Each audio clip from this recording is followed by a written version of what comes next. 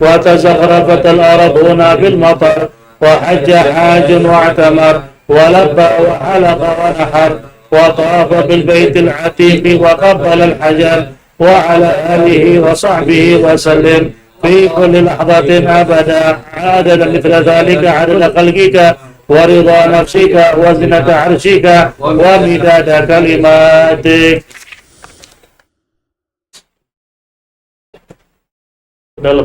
dalam gitu. Bisa teriak-teriak gitu. Itu masih kosong.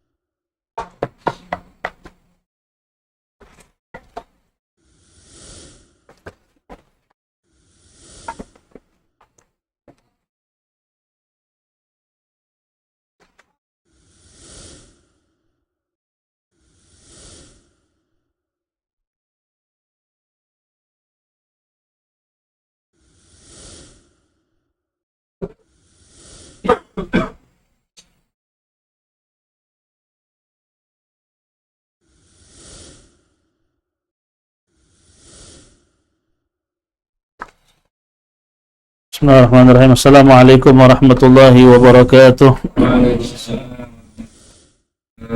Bismillahirrahmanirrahim. Al-Fatihah ala hadhihi niyya wa ala kulli niyyatin salihah wa ala manawa Sayyidil Habib Umar wa ila hadratin Nabi Sayyidina Muhammadin sallallahu alaihi wa alihi wa sahbihi wa sallam bisirril Fatihah. A'udzu billahi minasyaitonir rajim. Bismillahirrahmanirrahim. Alhamdulillahi rabbil alamin arrahmanir rahim maliki yaumiddin. Iyyaka na'budu wa iyyaka nasta'in ihdinas siratal mustaqim siratal ladzina an'amta 'alaihim ghairil maghdubi 'alaihim. Bismillah walhamdulillah wassalatu wassalamu ala sayyidina Rasulillah sayyidina Muhammad ibn Abdullah wa ala alihi wa sahbihi wa man walah wa la hawla wa la quwwata illa billah. Nawayna ta'alluma wa ta'lim wa naf'a wal intifa' wa tadhakkura wa tadhkir wal ifada wal istifada wal hatha ala tamassuki bi kitabillah wa sunnati rasulih wa da'watu ila al-huda ad-dalalatu ala al-khair ibtigha wajhillahi wa mardatihi wa qurbihi wa thawabihi minallahi ta'ala. Yaqul al-musannif rahimahullahu ta'ala fi kitabihi ila an qala mas'alatun madza yatarattab idza intaha waqtul udhiyah. Pada pembahasan terakhir kita sampaikan yaitu tentang kurban, dan insyaallah untuk berapa hari ke depan sampai dengan Idul Adha kita akan membahas tentang ahkamul udhiyah, hukum-hukum yang berkaitan dengan kurban. Dan kita mulai alhamdulillah pada pembahasan kemarin kita sempat membahas tentang udhiyah, apa pengertian udhiyah, kenapa dinamakan udhiyah, kita sudah bahas semua. Dan juga kita sudah sampaikan juga haiwan apa saja yang dikurbankan. Kita sampaikan haiwan yang dikurbankan itu adalah bahimatul an'am atau yang disebut dengan an-na'am. Apa itu an-na'am? Yaitu unta, sapi maupun kambing dan sejenisnya. Unta dengan sejenisnya itu ada unta punduk 1, punduk 2, macam-macam deh. Sapi dengan sejenisnya ada kerbau dan lain sebagainya. Kambing dengan sejenisnya, apalagi kambing banyak jenisnya, semua itu boleh untuk disembelih. Dan kita juga sampaikan soal jenis haiwan yang disembelih, apakah harus jantan atau boleh betina? Boleh yang mana aja. Boleh jantan, boleh apa? Betina. Meskipun kata ulama daging kurban dari yang jantan itu lebih apa? Lebih bagus kualitasnya, kata ulama begitu. Cuman dari segi sah saja. Kemudian kita sampaikan juga soal usia berapa itu haiwan kurban. Kita sampaikan usianya kalau unta 5 tahun, kalau sapi dan kambing Jawa 2 tahun, kalau domba 1 tahun, atau ada ataunya kalau domba itu 1 tahun atau giginya mulai apa? Kupak walaupun belum sampai satu tahun.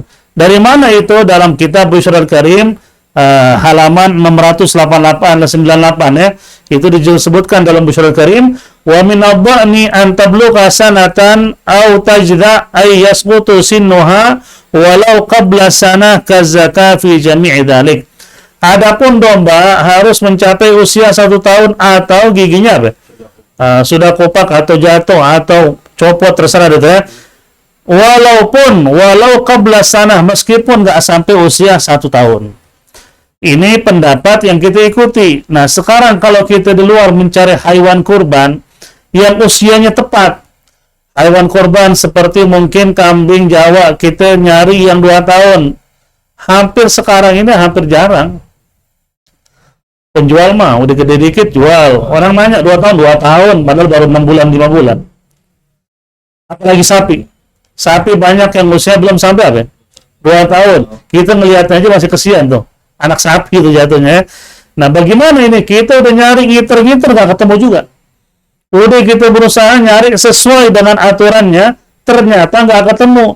Boleh nggak kita beli yang belum sampai usianya? Di sini ada pendapat Imam Ahmad dan Imam Abu Hanifah. Imam Ahmad dan Imam Abu Hanifah, kedua ulama ini mengatakan yang namanya domba yang disebut dengan sudah pantas untuk dikorbankan, yaitu usia 6 bulan. 6 bulan sudah bisa disembelih, kata Imam Abu Hanifah dan Imam Ahmad bin Hambal. Boleh nggak kita ngambil pendapat keduanya? Jika terpaksa. Arti terpaksa emang kagak ada. Nyari-nyari kita ngiter-ngiter nggak ada. Yang usia 2 tahun ke atas itu jarang didagangin. Yang dagangin apa? Ya baru apa? Mulai gede. Nah, mau nggak mau. Atau gini caranya. Ketika beli nanya sama pedagang, ini 2 tahun nggak? Oh iya 2 tahun. Urusan dia sama Allah deh. Kan kita nggak ngerti 2 tahun apa. Kekir 2 tahun urusan dia sama Allah. Dia bohong akan diminta pertanggung jawaban. Dan kita juga harus sampaikan pada pembahasan kemarin juga soal hewan kurban yang tidak boleh dibeli, yang memiliki cacat. Cacatnya kita sampaikan berapa kemarin tuh terakhir? 10 atau 9? 9 sampai 10 cacat. Sebenarnya ada 18 cacat. Bahkan Imam Abu Hanifah bilang sampai 28 cacat. Itu banyak cuman kita sampaikan yang inti-inti yang biasa kita temuin cacat-cacatnya. Dari semua 9 sampai 10 cacat yang kita sampaikan, kaidahnya atau garis besarnya begini kata ulama. Soal cacat kullu aibin yanqusul laham aw syai'un mimma yu'kal fa huwa mani' minal ijza'. Nah, itu garis besarnya. Kalau antum ditanya sama orang, apa maksudnya cacat? Kenapa sih cacat nggak boleh? Kaidahnya atau garis besarnya begini. Kullu aibin, setiap kekurangan di hewan kurban yang qusul laham, bisa mengurangi apa? Dagingnya. Au syai'un mimma yu'kal, atau mengurangi sesuatu yang bisa dimakan dari hewan kurbannya, maka tidak boleh dijadikan hewan kurban. Dagingnya berkurang atau selain daging tapi bisa dikonsumsi. Seperti apa? Selain daging? Selain daging seperti tulang-tulangnya, seperti telinga. Telinga kan nggak ada dagingnya. Bisa nggak dimakan? Bisa. Apapun yang ngurangin daging kurban atau ngurangin bagian dari kurban selain dagingnya, tapi nguranginnya itu tidak boleh dijadikan sebagai hewan kurban. Seperti telinganya nggak ada atau sebagian telinganya nggak ada. Nah, itu mazhab Syafi'i nggak boleh. Matanya picak 1 atau dua-duanya buta, nggak boleh. Hidungnya kagak ada, copot, nggak boleh. Jalannya pincang, setiap dilepas gitu untuk apa? Disuruh makan dia selalu telat. Nah, itu nggak boleh juga.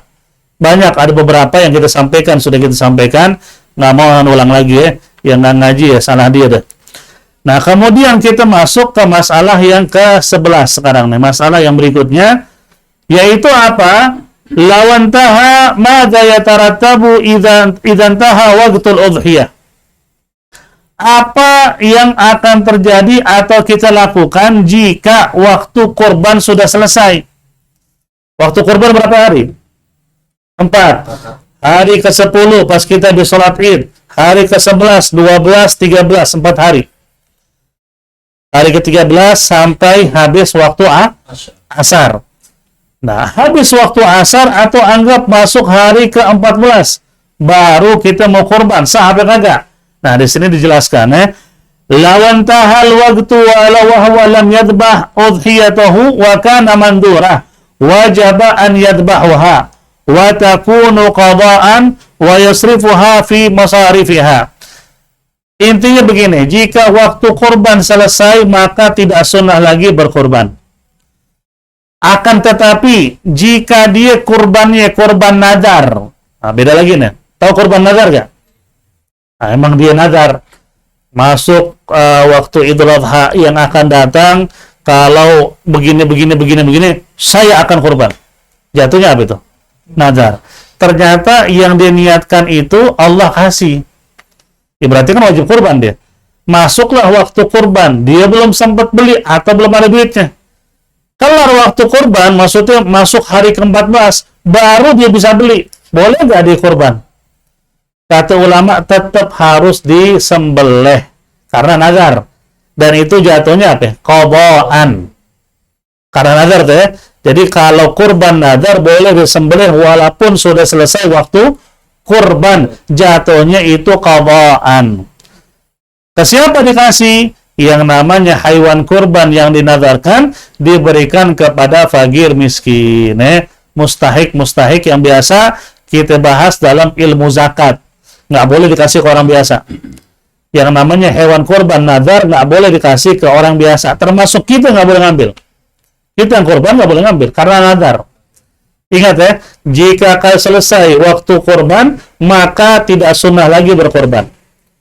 Akan tetapi jika kurbannya nazar, maka harus dilaksanakan. Meskipun waktu sudah selesai. Jatuhnya itu hewan kurban apa? Qadaan, dan diberikan semuanya ke fakir miskin. Dalam kitab Surat Karim juga disebut. Halaman 702. Falau dhabaha ba'da ghurubi syamsi akhiruha lam taqa udhiyah ma lam takun mandura fataka qadaan. Falau dhabaha, barang siapa yang motong kurban ba'da ghurubi syamsi akhiruha, setelah terbenam matahari hari akhir tasyrik. Emang ada dua pendapat. Ada ulama bilang habis asar waktu terakhir, ada yang bilang habis maghrib selama belum terbenam matahari hari 13 tasyrik masih bisa motong kurban. Kalau sudah terbenam matahari dia belum motong, maka tidak disebut dengan kurban, kecuali malam takun mandura, kecuali kurbannya kurban nazar, maka tetap dipotong dan disebut kurban nazar qadaan. Paham kan ya? Hari 10 emang bagus itu kalau motong kurban tuh hari pertama 10 Dzulhijjah. Habis sholat id, masuk waktu isyraq, itu lebih bagus lagi masuk waktu isyraq. Sebenarnya kan anda dibahas sebelumnya, kapan kita mulai boleh nyembelih kurban? Setelah terbit matahari dan lewat waktu cukup buat 2 rakaat id dan 2 khutbah. Aneh nggak mau sholat id?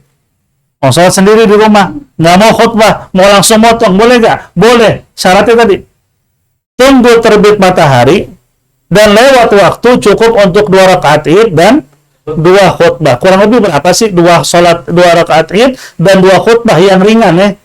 Bukan yang lama. 10 menit sampai 15 menit. Anggap terbit matahari jam 6 kurang 10 seandainya. Jam 6 10 menit atau 5 menit udah bisa motong nggak? Udah bisa. Karena udah cukup tuh waktu buat 2 khutbah dan 2 sholat. Walaupun nanti nggak sholat. Itu langsung memotong, silahkan aja. Asalkan nunggu waktu Waktu habis terbit sampai kelar 2 rakaat dan 2 khutbah. Cuman bagusnya motong itu setelah masuk waktu isyraq.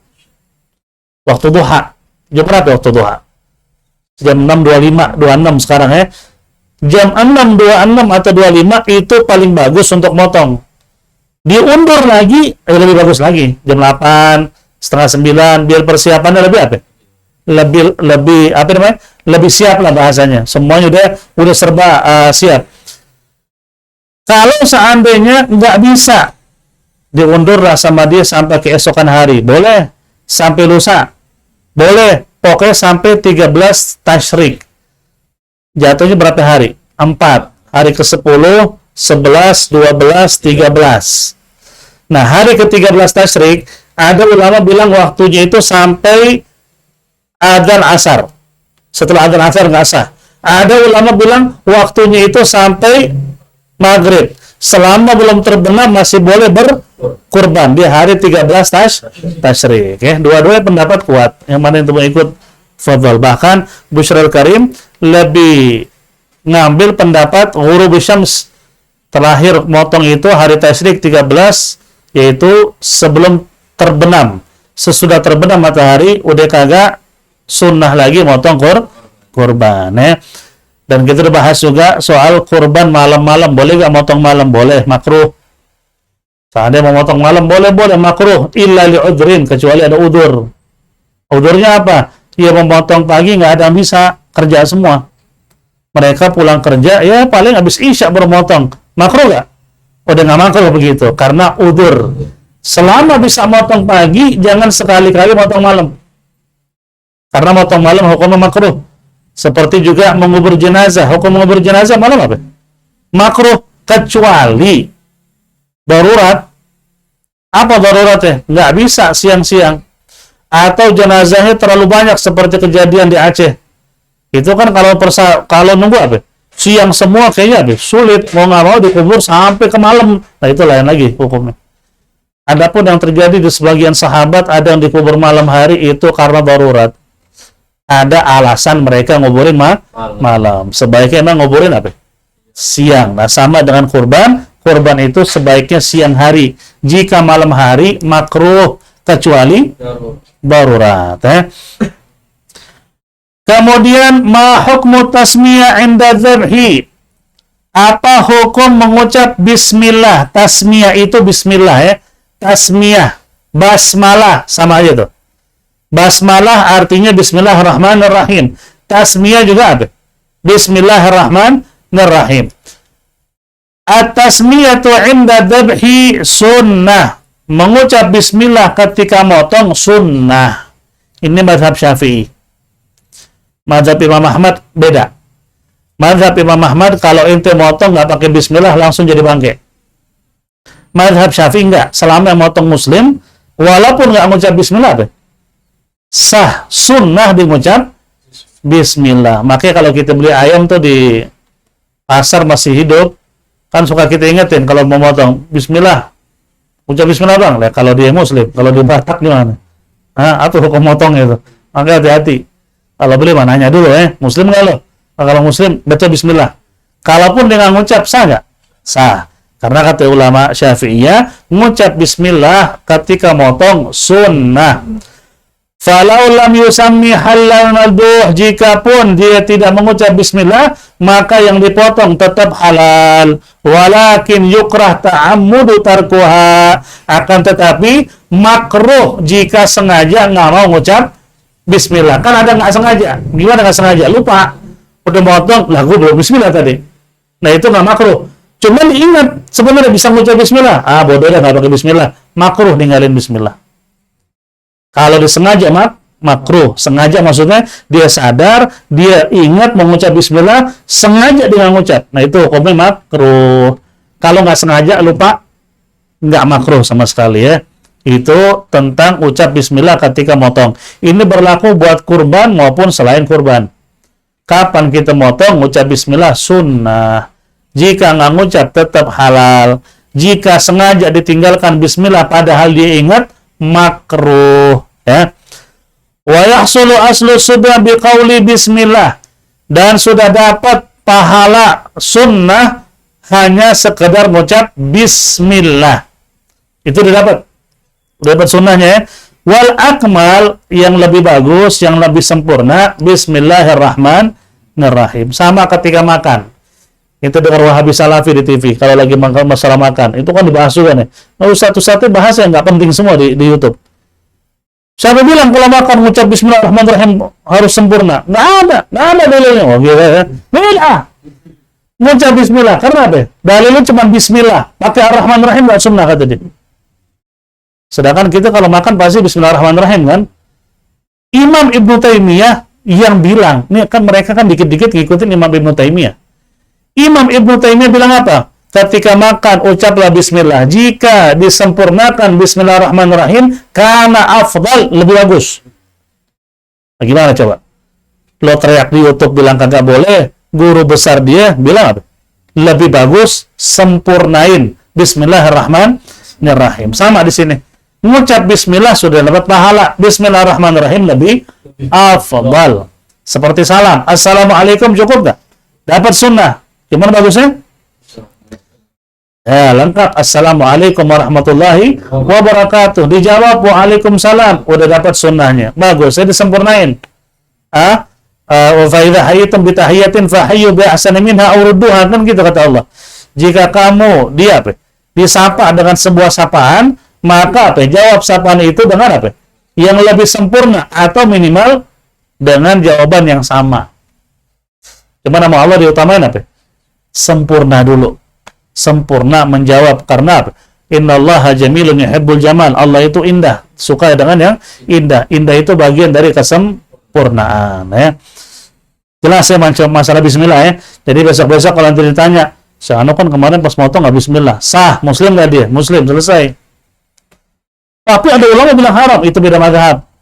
Gitu aja. Mazhab Ahmad iya nggak boleh. Harus mengucap bismillah ya. Ayat Qur'annya emang ada.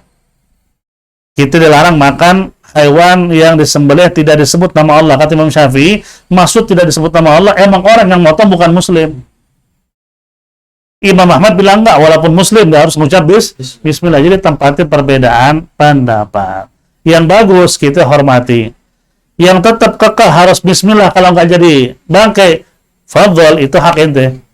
Dan kita ngikutin Imam Syafi'i. Mayoritas umat Islam di dunia ini madhabnya Syafi'i.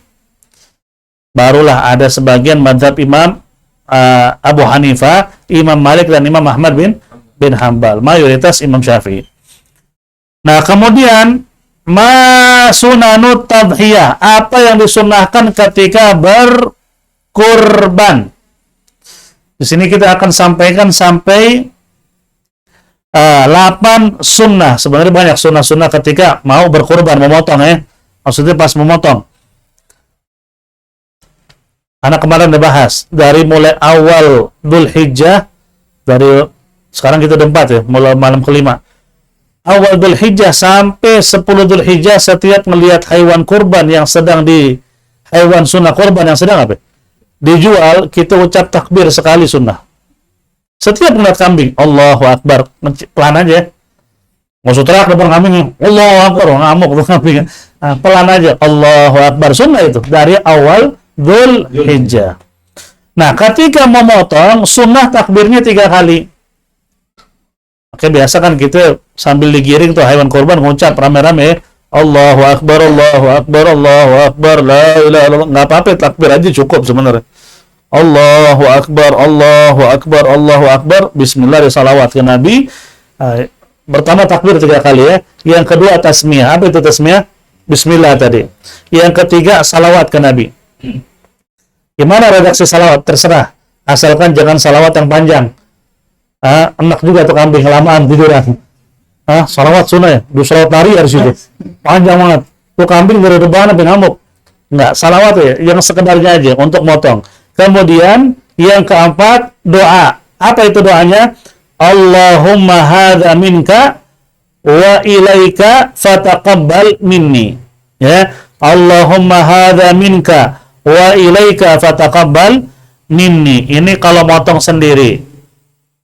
Ya, kalau motong sendiri doanya begitu. Allahumma hadza minka wa ilaika fataqabbal minni. Ya Allah, ini apa? Minka, darimu, wa ilaika, dan untukmu ya Allah, karenamu ya Allah, fataqabbal minni, maka terimalah dariku kurban ini. Itu kalau motong sendiri. Lah kalau orang lain yang motong, Doanya sama, ujungnya beda. Allahumma hadza minka wa ilaika fataqabbal min fulan bin fulan. Ya Allah, ini apa? Minka, darimu, wa ilaika, dan untukmu. Maksudnya apa? Karenamu ya Allah, fataqabbal, dan terimalah, min, dari fulan bin fulan. Kan biasanya pas memotong juga dibacain tuh namanya tuh. Atau dipakai bin-bin gak tuh? Namanya aja, namanya nama bapaknya. Atas nama siapa nih? Nama si A, ya udah bacain buat dia tuh. Allahumma hadza minka wa ilaika fataqabbal, dan terimalah dari si A bin B. Bismillah, potong. Nah, sebelum dipotong, yang kelima, istiqbalul qiblah lidzabih wal muzbahil udhiyah. Istiqbalul qiblah, menghadap kiblat. Siapa yang menghadap kiblat? Si kurbannya dan yang motong. Menghadap kiblat. Menghadap kiblat itu gimana? Sama seperti kita nguburin mayit. Nguburin mayit itu yang ditaruh ke tanah dan dimiringin bagian kanan atau kiri? Bagian kanan di bawah kan? Sama, kurban juga sama. Jadi bagian samping kanannya di bawah, kiri di atas. Lehernya menghadap kiblat pas motong. Dan orang yang motong menghadap kiblat baru motong. Lah kalau nggak bisa, nggak menghadap kiblat boleh nggak? Ya boleh, kan kita bilang apa? Sunnah. Makanya itu kalau dijelasin sesuatu di antara sunnah-sunnah kurban, lah berarti kalau langgar sah nggak? Kan sunnah, judulnya kan sunnah. Nah, kecuali judulnya apa? Wajib. Nah, langgar masalah ya. Jadi sunnahnya menghadap kiblat. Adapun jika tidak memungkinkan menghadap kiblat, contoh mungkin hewan kurbannya sudah ngamuk, udah nggak bisa lagi terkendali ya. Oh, ini hewan kurbannya gede banget lagi. Si yang motong kakinya udah patah, diinjak sama dia, yang megangin udah di pohon satu, ditendang. Nah gimana nih? Ngadepin kiblat juga gak? Kagak usah, udah asal dia tiduran langsung potong. Karena udah nggak mungkin lagi. Udah ngamuk gitu, udah tidurin, mana kiblat mau lari bangun lagi.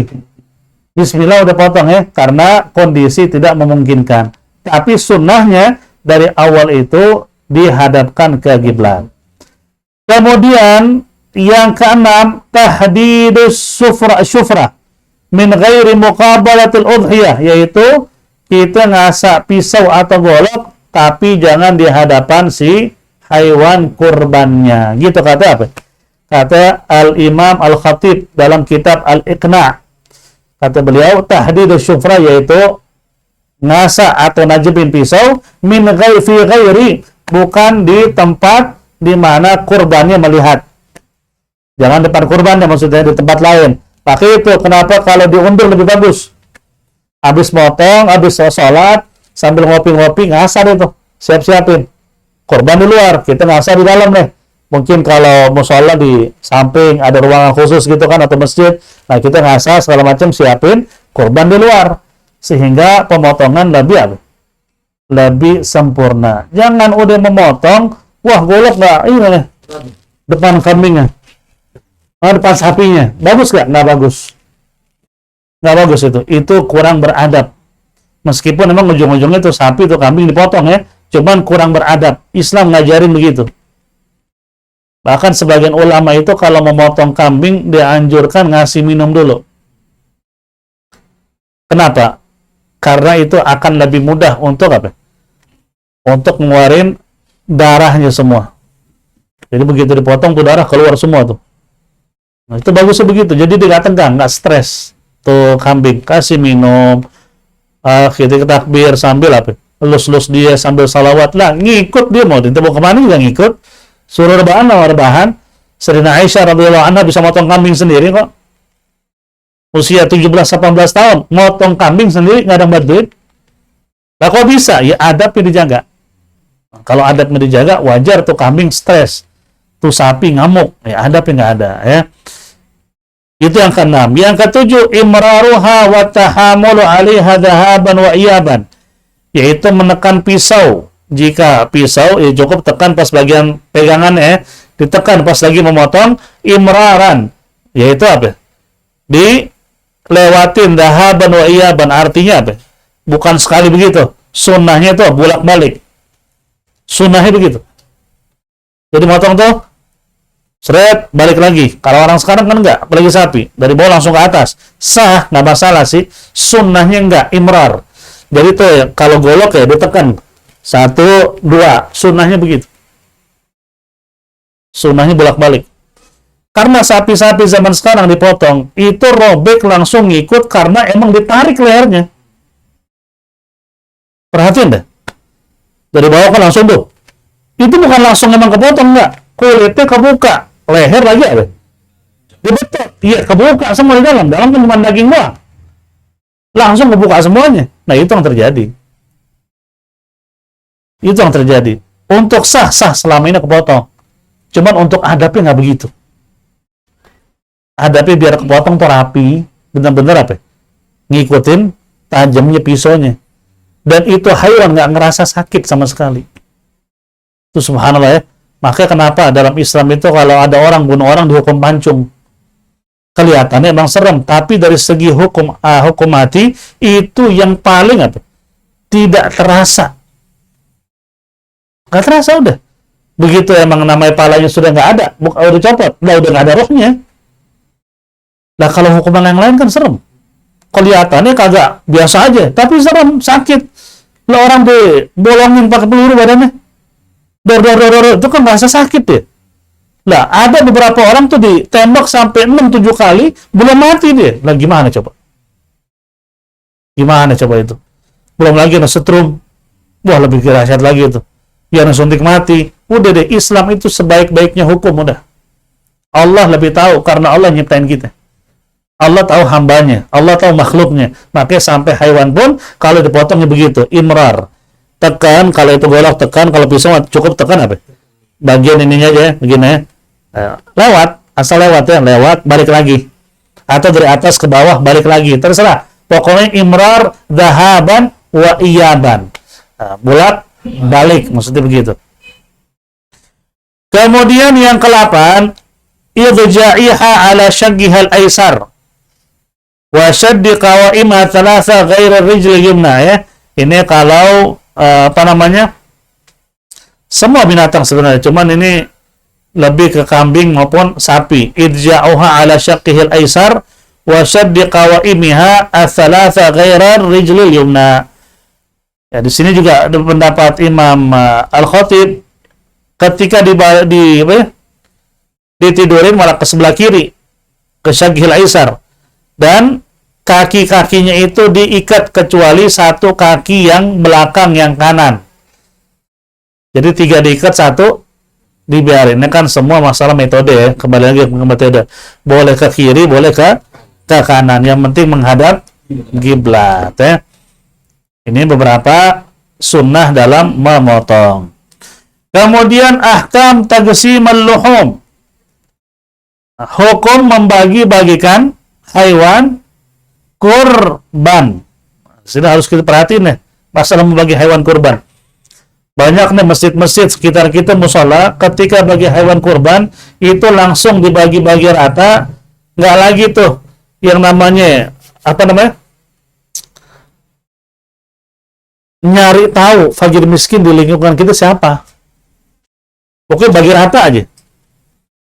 Harusnya dalam Islam itu fakir miskin diutamain. Kan setiap RT tahu tuh fakir miskin di daerah dia siapa aja, minta datanya. Nah ketika pembagian bagi dulu sekilo. Nah fakir miskin ini yang datanya ada kasih lebih sarang 2-3 kilo, karena emang buat mereka intinya sebenarnya si korban itu di samping dapat pengampunan dosa, fakir miskin ikut makan daging, kasih mereka lebih, baru buat masyarakat dibagi harusnya begitu. Nah, kagak dibagi rata semua ada pokoknya. Mau fakir miskin sama di sekilo semua. Padahal kan utamain fakir miskin. Nah, nanti kita bahas. Al-udhiyatu ala qismaini, imma an takuna mandura wa imma mutatawwi' biha. Kurban itu terbagi 2. Ada kurban nazar, ada kurban sunnah. Fal udhiyal mandura, adapun kurban yang nazar, maka wajib seluruh dagingnya apa? Disedekahkan ke fakir miskin, nggak boleh diambil. Itu semuanya full buat fakir miskin. kalau kurban nadar. Rata-rata masyarakat kurbannya nadar. Karena nggak ngerti cara niat. Ketika beli kurban, saya niatkan ini sebagai kurban saya. Udah wajib. Tinggal boleh ngambil tuh. Paha nggak boleh, kasih ke masyarakat nggak boleh. Kasih ke fakir miskin. Makanya jangan salah ngucap. Cuman ada ulama, anda lupa nama beliau, anda pernah baca di kitab. Nah, karena sudah masyarakat ini banyak kan nggak paham, awam, dipikir pokoknya diniat begitu maksud dia sunnah, bukan yang maksud dia wajib, ya udah udur. Cuman sejak tahu jangan salah ngomong. Jadi ketika kita beli, ini adalah apa? Saya niatkan sebagai hewan sunnah kurban saya. Begitu dipotong, ambil pahanya boleh, bagi rata buat orang kaya juga boleh. Ngasih ke keluarga juga boleh, karena itu hewan kurban sunnah. Makanya jangan salah ngomong. Saya niatkan ini sebagai kurban sunnah saya. Saya niatkan ini sebagai sunnah kurban buat anak saya. Nah, pakai kata sunnah. Nah, kalau yang wajib, yang nadar tadi nggak boleh diambil sedikit pun dan nggak boleh ngasih ke orang biasa. Harus semua ke fakir miskin. Adapun kurban sunnah atau kurban mutatawi' biha, yaitu kurban sunnah, fa'innahu ya'kulu thuluthan istihbaban. Maka kalau kurban sunnah, dia disunnahkan ngambil sepertiganya. Sepertiga dari kurbannya, yaitu paha lah anggapnya. Kalau kambing paha, sapi paha, unta juga paha. Sisanya dikasih ke fakir miskin sebagian, dan sebagian yang besar kasih ke masyarakat dibagi rata. Wa fi thuluthani ra'yani fil madhab. Ada pendapat juga ngambil 2/3. Arti 2 paha diambil. Ada pendapat juga yang begitu dalam mazhab Imam Syafi'i juga. Cuman jangan 2/3 ngambil mah kebanyakan ya. 2 paha hilang, dibawa pulang ke rumah. Sisanya cuman kaki depan sama apa? Pulang belakangnya. Wah, orang juga enak yang motong tuh. Orang numpang motong doang di masjidnya. Jangan cukup ngambil satu paha aja ya. Bahkan lebih bagus lagi ngambil sesuap doang. Dari hati kambingnya. Ambil cuma sekadar sesuap. Nah, itu dimasak cuma sesuap, kita bisa makan. Itu lebih bagus. Yang penting syarat aja kita ngambil. Sisanya dibagi-bagi. Itu lebih bagus. Cuman kan orang Indonesia kayaknya susah kalau begitu mah. Orang Indonesia susah. Udah keluar 3 juta cuma ngambil sesuap. Wah, enak banget nih. Nah, bisa, harus paha pulang semua. Ya nggak masalah. Itu tetap dapat pahala sunnah, ngambil apa? Sepertiga dari kurbannya. Sisanya ya tasaddaq bithulutsain, maka 2/3-nya disedekahkan. Ya tasaddaq bithulutsin 'alal fuqara wal masakin. Kan tadi ngambil 1/3, berarti sisa berapa? 2/3. 1/3 lagi dikasih ke fakir miskin. Begitu ya. 1/3 lagi dikasih ke masyarakat. Termasuk orang kaya juga boleh. Begitu harusnya dibaginya. 1/3 buat dia, 1/3 buat fakir miskin, 1/3 lagi buat masyarakat ya. Maka Nabi bilang, kalau bisa mah didata. Apalagi masjid-masjid besar ya, sebelum kurban 2 hari, minta data dari RT sekitar. Fakir miskin saya bisa minta datanya. Utamain mereka. Kasih mereka jangan sama dengan apa? Orang-orang kaya, orang-orang biasa, kasih agak lebih. Kan 1/3 kan lumayan gitu. 1/3 dari semua korban kan banyak gitu. Kasih seorang 5 kilo, girang banget tuh fakir miskin. Benar kagak? Makan daging korban bisa lama dia tuh. Ini kagak? Kasih sekilo juga sama masyarakat. Jangan. Sunnahnya itu, afdalnya 1/3 buat dia, 1/3 fakir miskin, 1/3 baru dibagi rata ya.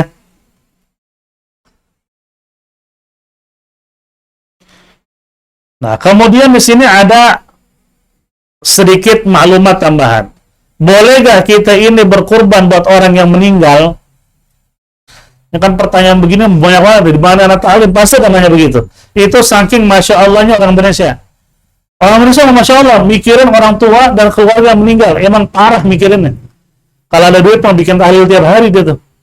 Saking apa? Nggak mau putus hubungan dia dengan orang tuanya. Emang Masya Allah. Anda bilang orang Indonesia itu Masya Allah emang. Cuman kadang-kadang Masya Allah nggak pada tempatnya. Motong kurban atas nama almarhum. Boleh apa kagak? Ini ada pembahasannya nih. Wa in dhaha an ghairihi kamayitin aw awsa biha tasaddaqa wujuban bi jami'iha. Jika ada orang ingin motong buat orang yang sudah meninggal dunia, boleh nggak? Nggak boleh kecuali diwasiatkan. Artinya almarhum pernah ngomong, nanti kalau saya meninggal tolong potongin kurban atas nama saya. Nah baru tuh, boleh apa? Boleh motong. Kalau nggak ada wasiat, tetap mau motong juga boleh nggak? Boleh, tapi bukan kurban. Itu jatuh apa? Sedekah jariah aja udah, sedekah aja, sedekah umum. Motong cuma bagi-bagi, kayak ente motong kambing di luar waktu Idul Adha, kurang lebih begitu pahalanya. Bukan pahala kurban, kecuali diwasiatkan sama dia. Yang hidup bagaimana? Seandainya aneh punya guru, nah Habib Umar deh, kalau memotong sapi di sini atas sama beliau, buat beliau pahalanya, boleh nggak? Nggak boleh juga, selama dia nggak izinin. Kalau belum izinin, ya aneh izinin, baru apa? Baru boleh. Nah itu yang hidup aja begitu. Harus tahu dia, kalau kita memotong kurban atas nama beliau dan dia mengiyakan, baru apa? Baru sunnah kurban. Sama dengan yang meninggal, maka harus ada wasiat darinya sebelum dia meninggal. Kalau nggak ada, kagak usah. Terus gimana? Saya pengen orang tua saya dapat pahala. Ya udah gini, ini kurban buat nama ente. Ini kurban sunnah saya. Insya Allah pahala juga buat almarhum bapak saya. Lah nggak apa-apa bagi-bagi pahala mah. Emang kurbannya nggak boleh, harus atas nama apa? Yang hidup. Untuk atas nama yang meninggal, harus ada wasiat dari dia sebelum dia meninggal dunia, ya. Sampai situ dulu. Berikutnya kita akan bahas, masih banyak yang harus kita sampaikan tentang kurban dan perlu kita fahami supaya insya Allah ini kalau ente tahu nih inti-intinya, siapapun nanya kurban ente bisa jawab. Itu inti-intinya.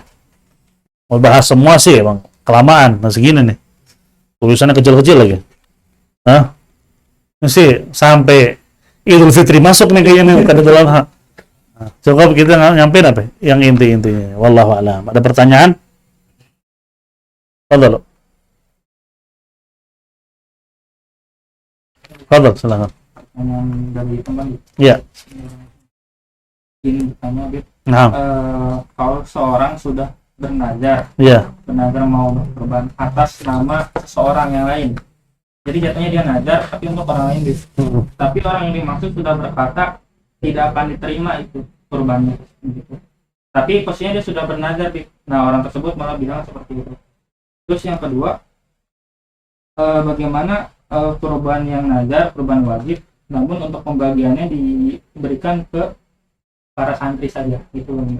Nah, gimana yang pertama tadi dia nazar untuk kurban atas nama seseorang, tapi orang tersebut malah bilang tidak akan diterima kurbannya, gitu. Lalu serem juga tuh orangnya. Nah ini sih wallahu a'lam, nggak bisa jawab ini mah. Kurban, cuman orang yang di atas namanya mau dikorbanin itu nazar kagak mau, nggak rela maksudnya gitu. Aneh mau korban atas nama si B. Saya niat berkorban, sana ada orang nih, saya niat berkorban nazar buat si B. Si B-nya kagak terima. Dia tahu, cuman apa? Nggak mau, nggak terima. Lah bagaimana tuh? Soal nazarnya ya, itu batal nazar atau tidak? Insya Allah minggu depan anda jawab. Anda nggak berani jawab sekarang. Kemudian yang kedua, adapun hukum kurban nazar boleh nggak dibagi ke santri semua? Dibagi ke fakir miskin. Ya, nggak boleh ke orang biasa. Santri kan rata-rata juga orang-orang berada. Dikasih ke fakir miskin. Kecuali ada santri yang fakir miskin, boleh itu dikasih tuh. Emang mereka masuk juga emang dibantu sama pondok karena keadaan keluarganya kurang lah, nggak bercukupan. Nah boleh mereka dikasih sebagai fakir miskin. Cuman dibagi rata jangan. Itu khusus buat fuqara wal masakin. Harus diserahkan kepada yang mustahik. Yang mustahik ya. Seperti itu. Masalahnya juga sama begini. Boleh nggak kita kasih hewan kurban itu kepada non muslim? Ngasih ke non muslim boleh nggak? Emang khilaf ulama. Ada dua pendapat. Ada ulama bilang nggak boleh secara mutlak. Ada ulama yang ngebolehin, nggak masalah. Nah itu kalau kurban sunnah. Kalau kurban nazar nggak boleh. Yang muslim aja kagak boleh, bukan fakir miskin apalagi apa? apalagi non-muslim. Kalau itu kurban bukan nadar, masih dua pendapat. Ada ulama bilang mutlak nggak boleh sama sekali. Ada yang bilang boleh, karena itu kan sunnah. Ada dua pendapat.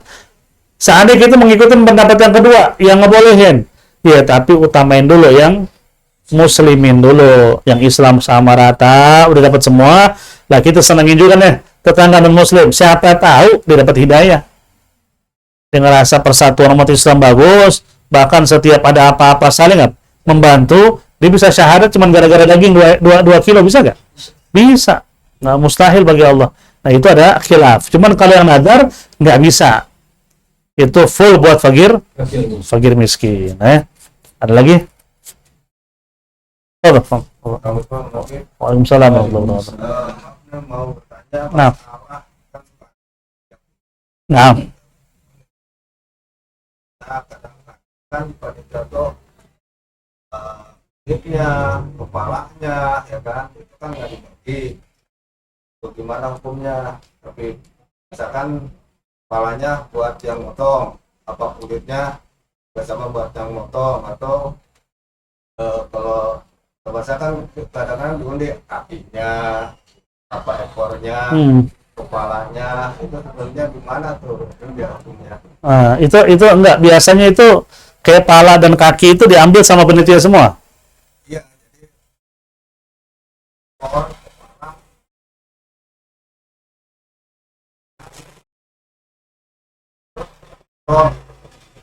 Intinya ke masyarakat nggak dikasih, penitia aja tuh. Antar penitia aja maksudnya, sama pemotong.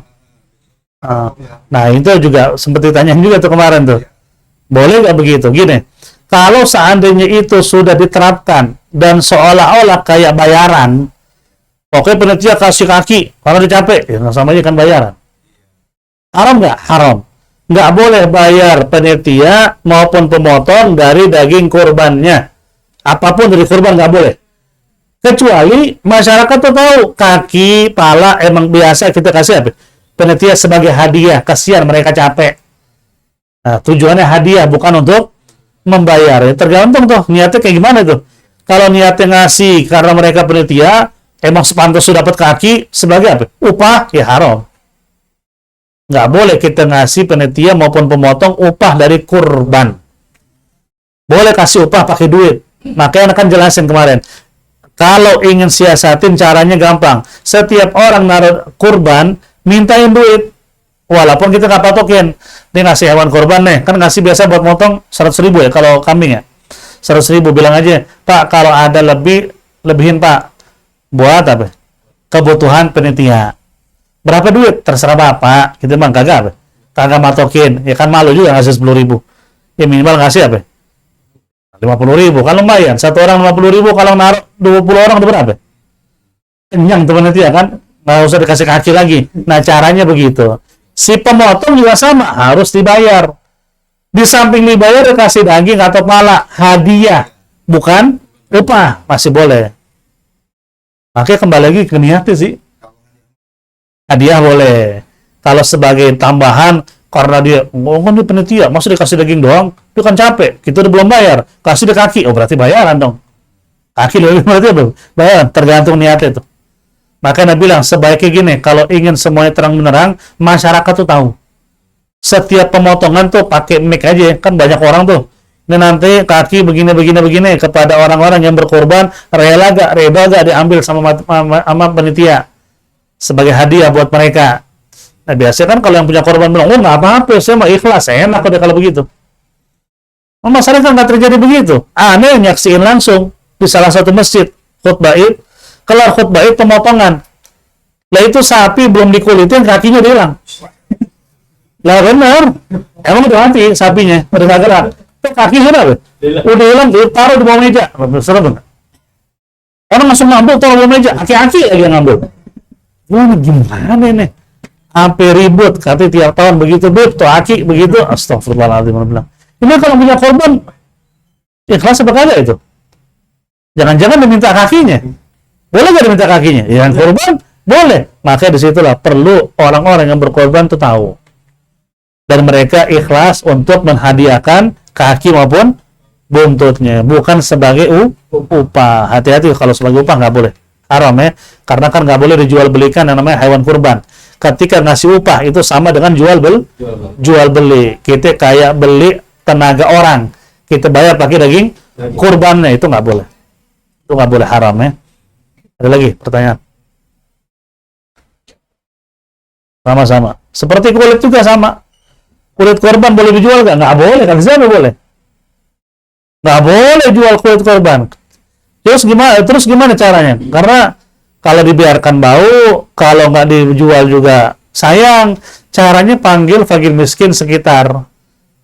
Kayak sini kan mesti dari kelas nih. Panggil fakir miskin. Nih, kulit buat lo. Saya apain nih? Saya bingung. Jual. Saya nggak ngerti jual. Ya udah, gue yang jualin. Nanti duitnya buat lo. Ya kalau mau sedekah buat masjid sebagian terserah dah. Bahasa gitu. Jadi kita hanya bantuin ngejualin. Tapi duit tetap ke fakir miskin, dimilikin buat dia. Karena fakir miskin berhak ngapain aja. Kita nggak boleh jual beli. Fakir miskinnya boleh. Nah, caranya seperti itu. Jadi dihakim ke dia, biar dia yang jual. Nggak bisa kita bantuin jualin. Zaman sekarang banyak masyarakat tuh, di salah satu ta'lim kita juga sama. Yang ngomong ketuanya lagi. Kita biasa di sini tiap tahun kulit dijual. Buat siapa? Buat panitia duitnya. Gimana ente? Itu masalah tuh masalah. Terus gimana panitia? Ya tadi setiap orang ngasih korban mintain aja duit. Dia kan punya duit itu beli kambing. Masa yang ngasih 25-50 ribu kagak bisa? Buat nambahin bahasanya gitu kan? Buat ngasih panitia, ngasih si memotong memang udah ada duit. Panitia lah bahasanya.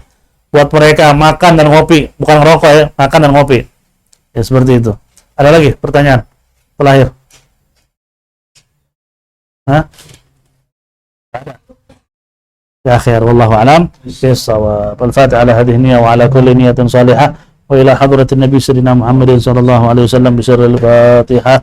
A'udzu billahi minasyaitonir rajim. Bismillahirrahmanirrahim. Alhamdulillahi rabbil alamin arrahmanir rahim maliki yaumiddin. Iyyaka na'budu wa iyyaka nasta'in. Ihdinas siratal mustaqim. Siratal ladzina an'amta 'alaihim ghairil maghdubi 'alaihim. اللهم بحق الفاتحة وسر الفاتحة بكرامة الفاتحة يا فرج الهم يا كاشف الغم يا من لعبده يغفر ويرحم بفضل سبحان ربك رب العزة عما يصفون سلام على المرسلين والحمد لله رب العالمين. ربنا اعترفنا بأننا اغترفنا وأننا أسرفنا على لظى فاتب علينا توبة تغسل لكل حوبة واستر لنا وآمن الروعات واغفر لوالدينا ربي ومولودينا والأهل والإخوان وسائر الخلان وكل أو جيرة أو صحبة والمسلمين أجمعين يا ربي أسمعك وجودا منا لا باكتسابنا